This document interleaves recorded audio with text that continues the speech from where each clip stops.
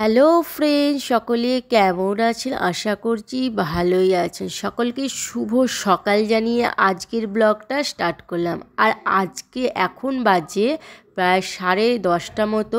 আর আজকের আবহাওয়াটাও না খুব সুন্দর বেরিয়েছিল আর খুব ভালো লাগছিল। আর এখানে না এখনও কিন্তু ঠান্ডা আছে, কিন্তু রোদের যে গরমটা কিন্তু একদমই নেই এখন। কেননা রোজা মাস চলছে বলে সেই হিসেবে এখন আবহাওয়াকে না এখানে মানে ঠান্ডা করে রেখে দিয়েছে। আর আবহাওয়াটা খুব সুন্দর লাগছিল। আর সেই আজকে যেহেতু শনিবার, আজকে হঠাৎ গোপাল সোনার আলমারিটা খুললাম, বাসন থালা রাখার যে আলমারিটা গোপু সোনার, সেটা খুলে মনে হলো দাদা বলছিল যে শনিবার, আজকে গোপু সোনার সেবার কিছু ব্যবস্থা করো। আর সেটাই আমরা সেবা করব। এক এক করে সব বাসন কুসুন নামিয়ে নিলাম। আর কিছু বাসন আজকে ভাবছি আবার কিন্তু কিনতে যাব দাদার সাথে, যেগুলো নেই। যেমন আলু ছাড়াবার যন্ত্র, অনেক কিছু নেই। কিন্তু এর আগের দিনেও শপিং মলে গিয়েছিলাম, এই যে মশলা রাখার জন্যে একটা মশলাদানি কিনে এনেছি। কারণ এই মশলাগুলো সবসময় এরকম প্যাকেট থেকে নিয়ে রান্না করতে না আমার খুব অসুবিধা হয়। সেই হিসেবে গোপু সোনার জন্য একটা সুন্দর দেখে মশলাদানি নিয়ে এসেছি। আর প্রতিটা ডাব্বার মধ্যে একটা করে চামচ আছে। আর ভারী সুন্দর লাগছিল বলুন বন্ধুরা, আর খুব সুন্দর লাগছিল। এর মধ্যে যদি একটু একটু মশলা ঢেলে রেখে দেওয়া হয় তাহলে তো ভালোই হবে, এর মধ্যে করে আমার সুবিধেও হবে অনেকটা। আর চামচও আছে, সব সময় বারে বারে কিন্তু হাতের মধ্যে করেও তুলতে হবে না, চামচের মধ্যে করে তুলে আমি সুন্দরভাবে রান্না করে নিতে পারবো। আর আজকে গোপু সোনার জন্যে কী রান্না করব সেটাই নিয়ে খুব চিন্তা করছিলাম। যা করব। এখন এখানে সব কিছু মশলাগুলো সুন্দরভাবে সাজিয়ে নিলাম। এখানে হলুদ গুঁড়ো, লঙ্কা গুঁড়ো, এটা হচ্ছে সিন্দুক লবণ, আর ওখানে হচ্ছে শুকনো লঙ্কা, গোটা জিরে, এলাচ, কালো জিরে, এই সবগুলো নিয়েছি। কিন্তু এগুলো কিন্তু একাদশীর সময় কিন্তু খাওয়া যায় না। এগুলো কিন্তু যখন গোপু সোনার জন্য সেবার ব্যবস্থা করব তখনই কিন্তু এগুলো আমার কাজে লাগবে। এখানে একটা জিরে গুঁড়োর পাউডার কিনে নিয়েছি। আর এটা কি বলুন তো, এটা গোপু সোনার পায়েস করার জন্যে কিছু গুড় কিনে রেখে দিয়েছি। এগুলো অ্যাকচুয়ালি গুঁড়ো গুড়, দেখতেই পাচ্ছেন। এই গুড়টা কিনে রেখে দিয়েছি গোপু সোনার জন্যে পায়েস করব বলে। আর এইখানে দেখুন সব চামচগুলো এক এক করে দিয়ে দিই। আর মশলাগুলো এই গার্ডার আছে, বাকি মশলাগুলো আবার প্যাকেটের মধ্যে ভালো করে ভরে রেখে দেব। আর আজকে গোপু সোনার সেবার ব্যবস্থা করে বিকালে ভাবছি একটু বেরোবো শপিং মলে, একটু গোপু সোনার জন্য বাসন টাসন কিনতে হবে। প্রচণ্ড পরিমাণে অসুবিধা হচ্ছে, যেহেতু গোপু সোনা আছে, গোপু সোনার সেবার ব্যবস্থা করতে হয় সেই হিসেবে। আর এইখানে এখন আমি কড়াই চাপিয়ে দিলাম। কড়াই চাপিয়ে দেওয়ার পরে এখানে দাদা বললো আজকে একটু গোপু সোনার জন্য শুক্তোই বানিয়ে ফেলো। সেই হিসেবে সবজিও নিয়ে চলে এসছে দাদা শপিং মল থেকে কিনে। আর এই গোপু সোনার জন্য ডাঁটা এনেছে, শুক্তোর মধ্যে যা যা জিনিস লাগে সব কিছুই কিনে এনেছে। আর আমি এক এক করে সব কিছু সবজিগুলো সুন্দরভাবে কেটে নিচ্ছি। আর এই যে ছোলার জিনিসটাও কিন্তু এখনও নেই।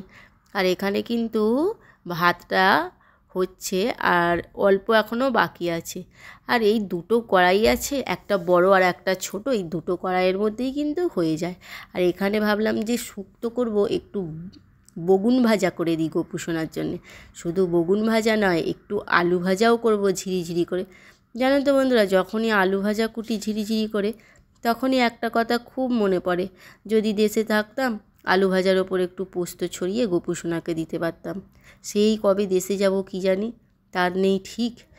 আর যখন দেশে যাব তখন গোপু সোনাকে আবার ওই আলু পোস্ত ভেজে সেবা দেবো কিছু করে। খুব মনটা খারাপ লাগে। যতই হোক বাইরে থাকলে এগুলো তো সহ্য করতেই হবে। যেটা হাতের কাছে পাবো মনে করি সেটা তো টপ করে পাওয়া যাবে না। কিন্তু অনেক কিছু জিনিসই এখানে সুন্দর সুন্দর পাওয়া যায়।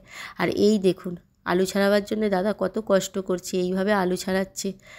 আর যে সাবধানে করো যেন না হাত যেন ফসকে যেন আবার কেটে ফেটে যায় না। যাই হোক, আজকে কিনে নিয়ে আসতেই হবে, কিছু করার নেই। যেহেতু গোপু সোনার জন্যে দাদা বলছে এখন থাকতে প্রতি শনিবার গোপু সোনার সেবার ব্যবস্থা করবে। আর সেই থেকেই কিন্তু আমরা সেবা করে নেব। আমি বললাম ঠিক আছে, এটা তো খুব ভালো কথা। এরম কথা কজন ভাবে, তুমি যেই ভেবেছো এটাই অনেক। ঠিক আছে, আমার তো শুনে খুব ভালো লাগলো যে দাদা বলছে যে প্রতি শনিবার গোপু সোনার সেবার ব্যবস্থা করবে। আর এইখানে একটু কাজু বাদাম এইভাবে চাঁচাটার মধ্যে নিয়ে দেখতেই পাচ্ছেন ঘষে নিচ্ছি। কেন বলুন তো বন্ধুরা, বাটার জন্যে তো সেরকম কোনো ব্যবস্থা নেই, আর এই কাজু বাদাম তো এভাবে ঘষে ঘষে ঘষে ঘষে ভালোই বেশ পেস্ট হয়ে যাচ্ছে জানেন তো। আর এটাই না একটু শুক্তোর মধ্যে দেব। শুক্তোর মধ্যে আমি যখন শুক্তো বানাই, শুক্তোর মধ্যে দুধ আর কাজু বাদাম বাটাটা না দিলে যেন মনে হয় না যে শুক্তো বানিয়েছি। আর এই দেখুন খুব সুন্দর হয়েছে না। চলুন আর একটু করে ঘষে নিই, তাহলেই হয়ে যাবে। এদিকটা হয়ে গেল। এবার ওদিকে সবজিগুলো ভালো করে ধুয়ে পরিষ্কার করে নিয়েছি। এবার কড়াই গরম করে কড়াইয়ের মধ্যে তাড়াতাড়ি করি, অনেকটা বেলাও হয়ে গেল। আর এই দেখুন কড়াই চাপিয়ে দিলাম। ভাতটা রান্না করার পরে কড়াইটা চাপিয়ে দিলাম।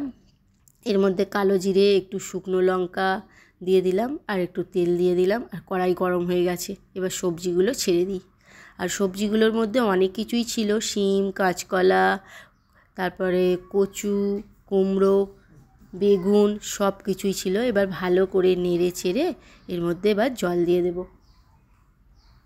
আর শুক্তো করতে আমার খুব ভালো লাগে, আর খেতেও কিন্তু খুবই টেস্ট হয়। আমি যখন অফ টাইমে শুক্তো বানাই, রেশমি আর দাদা কিন্তু খেতে খুব ভালোবাসে, এমনকি বাড়িতে বাপি মাও খুব খেতে ভালোবাসে। আর এই দেখুন শুক্তোটা কিন্তু আমি সবসময় এইভাবেই বানাই বন্ধুরা। আর এইখানে দেখতে পাচ্ছেন কোনো দিন কিন্তু হলুদ দিই না শুক্তোর মধ্যে। আজকে দাদা বললো একটু হালকা হলুদ দাও শুক্তোর মধ্যে, একটুখানি হলুদ দিলাম। আমি প্রথমে সবজিগুলো এরকমভাবে ভালো করে ছকে তারপরে কিন্তু জল দিয়ে সেদ্ধ করে নিই। সেদ্ধ করে নেওয়ার পরে এরপর মশলাটা কিন্তু পরে দেব। আর এইখানে দেখি দাদার আলুটা কতটা হলো কাটা। আর এই দেখুন আলুটা কাটছে এখনও। আমি তাড়াতাড়ি কাটো, অনেক দেরি হয়ে গেল। শুক্তোটা তো যাই হোক করে চাপিয়ে দিলাম। এবার আলুগুলো ভাবছি একটু ভেজে নেব, আর দেরি করলে হবে না। অনেকটা টাইম হয়ে গেল, সেই 10:30টায় লেগেছি, এখন 12:30 মতো বেজে গেল। এক এক করে করতে করতে করতে করতে এতটা যে বেলা হয়ে যাবে বুঝতেই পারিনি। আর শুক্তো বানাতে গেলে আর যে কোনো সবজি বানাতে গেলেই একটু দেরি হয়। আর এখানে দেখুন আলুটা কত সুন্দরভাবে দাদা কেটে দিচ্ছে। আর আলুটা কাটা হয়ে যাওয়ার পর পরিষ্কার করে আমি ধুয়ে নিয়েছি। এবার এর মধ্যে একটু সিন্দুক লবণ আর দিয়ে দেবো পরিমাণ মতো হলুদ গুঁড়ো।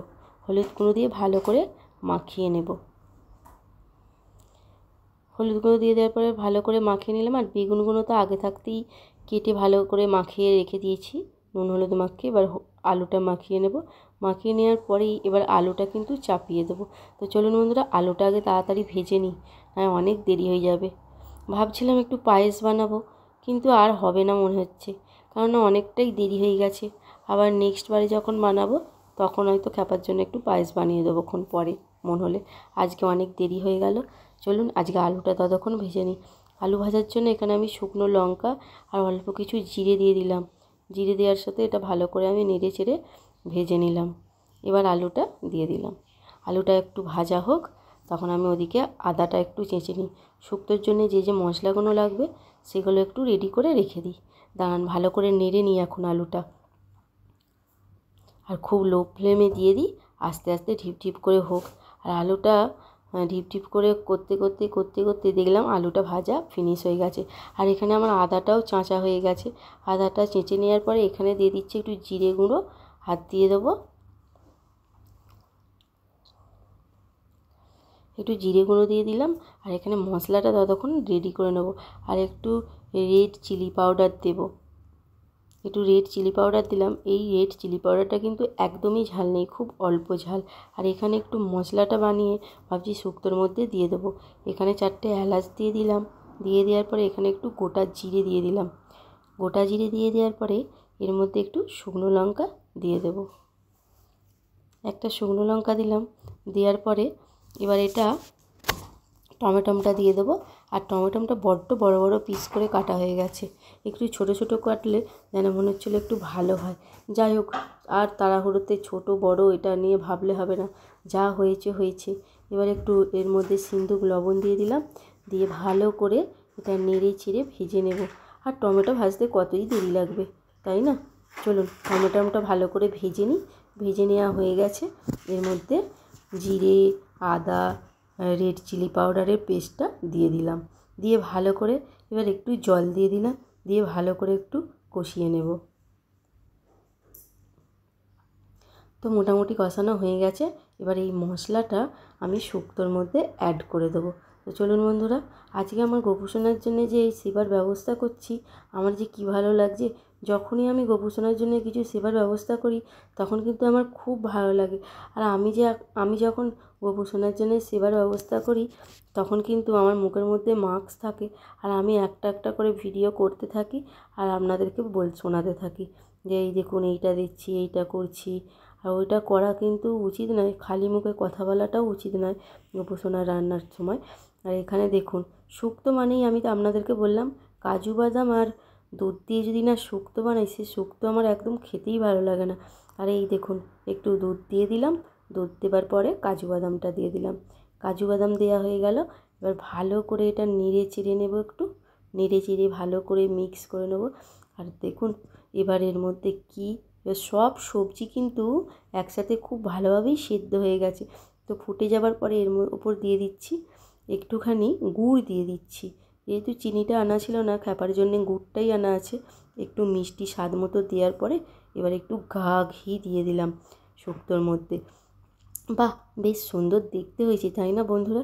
আজকে গোপুসোনাকে সেবা দেবো বলে বানাচ্ছি। যাই হোক, যেমনই হোক, সব কিছুই ভালো হবারই কথা, তাই না? চলুন, এদিকে কড়াটা আলুটা ভেজে তুলে নিয়েছি, পরিষ্কার করে নিয়েছি। এবার বেগুনটা ভাজার পালা। বেগুনটা ভাজলেই কিন্তু আমার হয়ে যাবে। না বাবা, এখানেই কিন্তু বেগুন ভেজেই শেষ নয়, ভাবছি দুটো পাঁপড় ভাজবো আজকে। আর গোপুসোনার জন্য পাঁপড় ভাজবো দুটো। আর পাঁপড়টা ভাজলে গোপুসোনাকে দেবো, খুব ভালো লাগে। পাঁপড় ভাজা না দিলে আবার হয়? শুক্তো আর পাঁপড় ভাজা তো খুবই ভালো লাগে, তাই না? আর এখানে এবার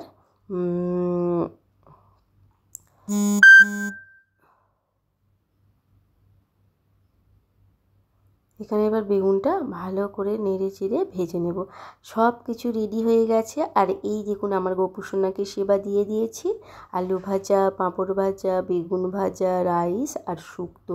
কেমন লাগলো বন্ধুরা আজকের ব্লগটা? অবশ্যই জানাবেন। ভালো লাগলে লাইক, কমেন্ট, শেয়ার, ফলো করে দিও। সকলে ভালো থেকো, সুস্থ থেকো, সাবধানে থেকো। সবাইকে রাধে রাধে, হরে কৃষ্ণ, হরি বল। আজকে আমার গোপুসোনাকে যে সেবাটা দিলাম, আজকের ব্লগটা কেমন হলো অবশ্যই জানিও। আর সকলে ভালো থেকো, সুস্থ থেকো, সাবধানে।